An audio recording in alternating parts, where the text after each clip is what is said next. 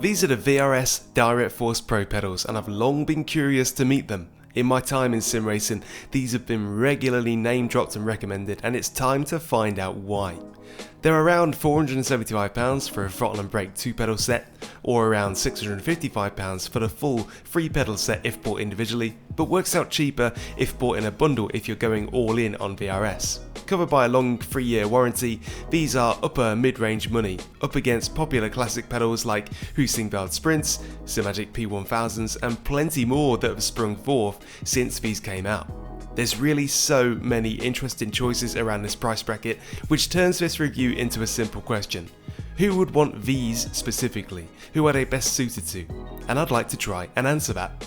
As with all my hardware videos, the kit has been provided free for review by VRS, and I am an affiliate partner with them. That means that if you proceed to buy anything from them, you'll find an affiliate link in the description which will get you 5% off at checkout. Using that link to purchase helps support me at no added cost to you, but please watch the whole video through before making any decisions. I still tell you exactly what I think in pursuit of a fair and level-headed review. VRS have left me alone to do just that, but thanks to them for making this video possible. As you pull the pedal modules out of their plain brown boxes, you see up close all the bits that you don't even notice in the pictures. The fastenings, fittings, screws and sundries are all immaculate. The laser cut VRS logo in the stainless steel side plates is a nice touch. These give off a very stocky, beefy overall look, yet there are so many unstructured laser cutouts and shapes which give off a contradictory ultra-light aerospace style.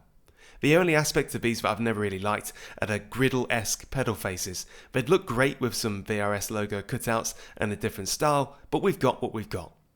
All 3 pedals use a load cell as their sensor, even the throttle with its unusual rodless spring design.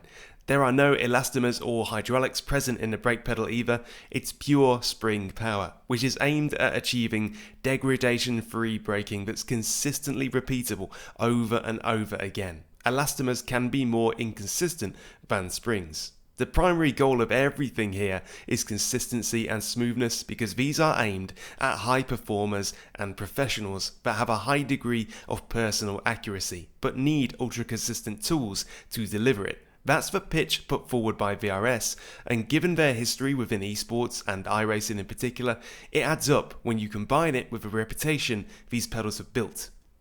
Setting them up is simple, just fix them to your cockpit or rig in the usual manner. However, I don't recall being supplied any screws or T-nuts, and someone else confirmed that they're not included, so be well aware of that. You'll need your own to hand, and they're not exactly something you'll have just lying down around the shed.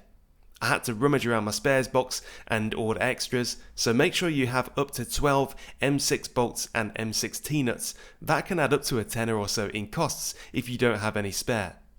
The pedals all connect to a central hub, which in turn connects to your PC. Mine's just hanging loose, but no harm whatsoever in that. This is worth pointing out because I see many pedal sets using the brake pedal as the de facto hub with integrated sockets.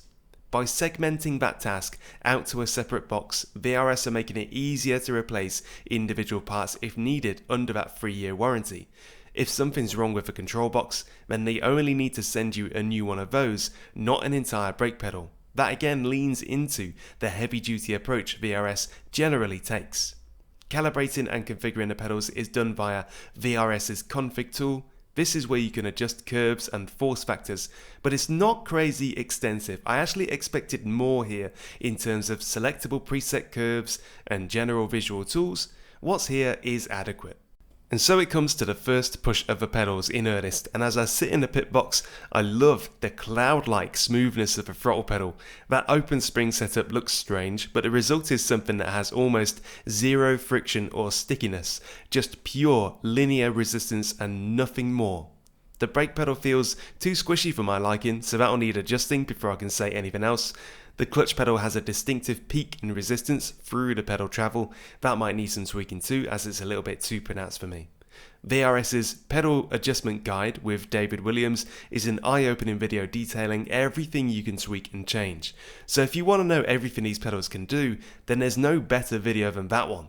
It's great to watch if you're in two minds about these. Pedal tilt, end stop travel, pedal face position, throttle resistance, the list goes on. Adjusting the brake pedal is pretty simple and possible without tools. Just gotta flip up this pin, remove the blue spring, and put in a stiffer red one for more resistance. That's a lot more like it, but I still feel like there's too much initial slack in the pedal. But that's where this adjustable tie rod comes in. I can adjust the initial slack and free play, leaving me with a brake pedal that feels firm and with minimal initial travel. Considering I've moved on to testing these after using rock solid Acertec Invictus, which I very much loved, it's nice to be able to easily tune and tweak the brake to achieve a feeling I like that will be quick for me to adapt to. The tunability of the brake and the general friendliness of the pedal faces means that although I'm all about the shoes, I can totally see this being great for the sock folk among you. The wide range of adjustment takes the risk out of choosing them.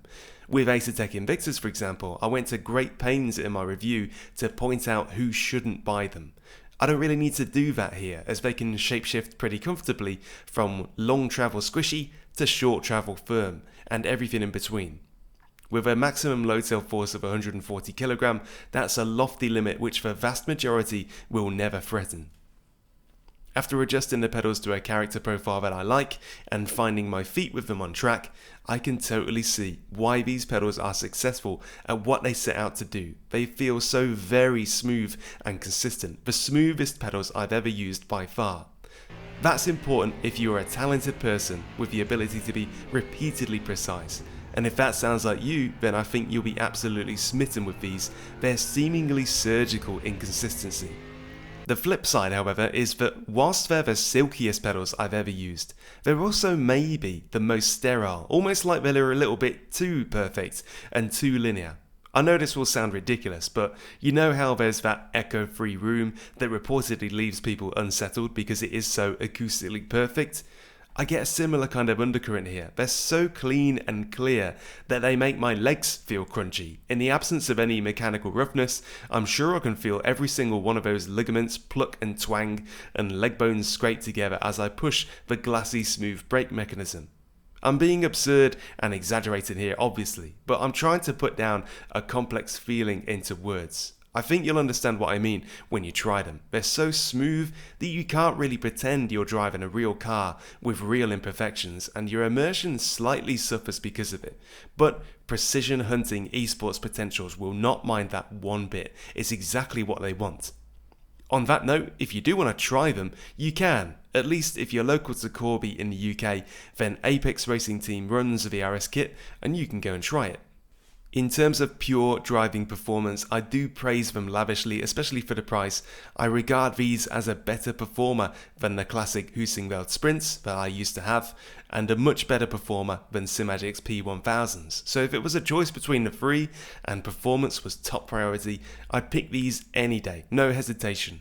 But I also felt like I performed slightly better and more consistently overall with my Acertec Invictus, but they're much more expensive and use a hydraulic brake cylinder. They're not really in the same league here. There is now a lot of choice around the VRS's price range that I haven't tried. I can already hear the sim grade recommendations being typed out as I speak, so you are really spoilt for choice. This might be a good time to interject with any flaws or drawbacks I think you need to know about, but I can't really identify any, and nor should that be a surprise.